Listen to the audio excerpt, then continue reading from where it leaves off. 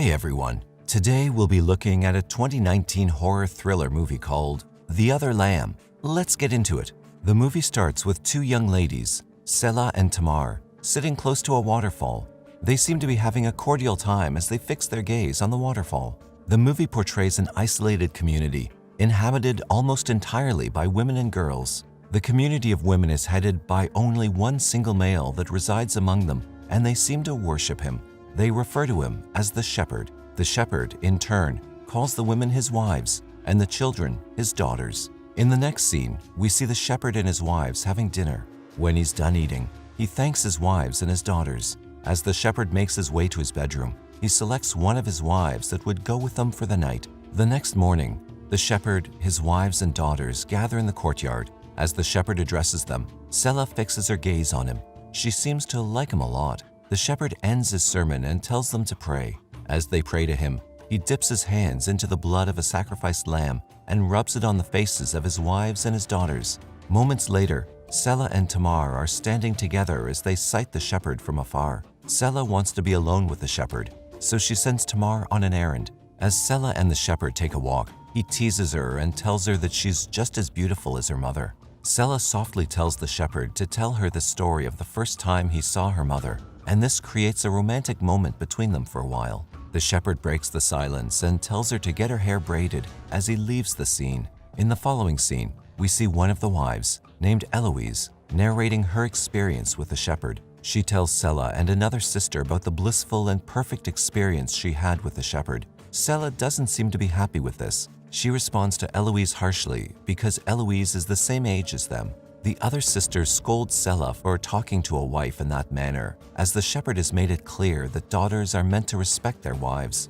Selah is reported to another wife, and this earns her an errand. Shortly after that, we see Selah on her way to a hut. On the road, the body of a dead bird with maggots feeding on it draws her attention. In the wooden hut, we see two unkempt and unhealthy women. These were the cursed wives. Selah refers to them as impure as she engages in a mean chat with one of them. Then she gives them food and leaves. That night, Selah watches over her younger sisters while they sleep. She looks through the window and sees one of the wives entering the shepherd's room. Due to the illumination in the shepherd's room, Selah sees them as they start to engage in an adult act. In the next scene, wives are rubbing the shepherd's body in a way that depicts their carrying out a form of cleansing. One of the wives tells them that the lamb would soon arrive. In another room, two wives are also cleaning Selah's body as she prepares to meet with the shepherd. The wives tell her words to prepare her. We then see Selah lying alone in the fields. She falls asleep for a while before being woken up by the sound of a lamb. She stands up and sees a bleeding lamb on the verge of death. Instantly, she checks herself and discovers that she's bleeding from her private parts. Later that night, Selah sees that she's still bleeding, which makes her unable to sleep. Tamar asked her what happened to the lambs. Selah explains to her that she slept while she was in the field, and a wild dog killed one of the lambs. She further adds that the wives took her to the church to report to the shepherd. However, he forgave her. In another scene, we see Selah wide awake in bed while her sisters sleep. She hears the siren of a police car, so she peeps through the window and sees the shepherd talking to a policeman. The policeman tells the shepherd that the community has to vacate the premises they reside in, and they had just a few days to do that. The next morning, the shepherd gathers his wives and his daughters and informs them of the grievous news. He tells them that they must leave and assure them they'll find a new home. The scene that follows shows Selah sitting alone in the courtyard. She's worried that they have to leave. The shepherd sees her, and he encourages her to be strong as he's relying on her. The community gathers with their belongings and flock, and they set out on a journey to find a new place to live. They walk through the forests and mountains, pitching their tents to rest at night and setting out in the morning to continue their journey. That night, Selah has a nightmare. She sees herself in a body of water with two other sisters, then the shepherd killing a lamb, after which she sees a decaying lamb and her garment stained. The next day, during their journey, they come across an abandoned house in the forest. The women go in and check the house. However, the shepherd tells them they cannot stay there, as it's a broken place made by broken people, so they pitch their tent outside the house. At night, Selah is sitting alone beside the fire. She fixes her gaze on the shepherd's tent. Later, she enters the house and stares at a picture on the wall that seems to have caught her attention earlier that day. In the next scene, Selah is throwing up and coughing. She seems to be unwell. She checks the blood on her thigh in the tent. and instantly one of the sisters screams that Selah is impure. The evening appears to be windy, so they pitch their tent. This time, Selah is with one of the cursed wives. They're isolated from the others. Selah asks the cursed wife about her story. The woman narrates to Selah that the shepherd gave her his grace initially, but now he claims he's punishing her for her vanity. Selah doesn't seem to believe the woman. Hence, the woman tells her that the shepherd's grace is like the sun. It's glorious and beautiful at first, and then it burns. She then tells Selah that she wouldn't understand yet. The woman goes on to tell Selah how her mother had an infection after she gave birth to her, but the shepherd refused to take her to the hospital, claiming it was a test of her faith. They then continue their journey. This time, they walk close to the road. 3 ladies driving a car see the community members as they walk in the rain. One of the ladies is Selah's doppelganger. On the other end, Selah stares at the moving vehicle as tears drop from her eyes. Now it's night and they're having dinner.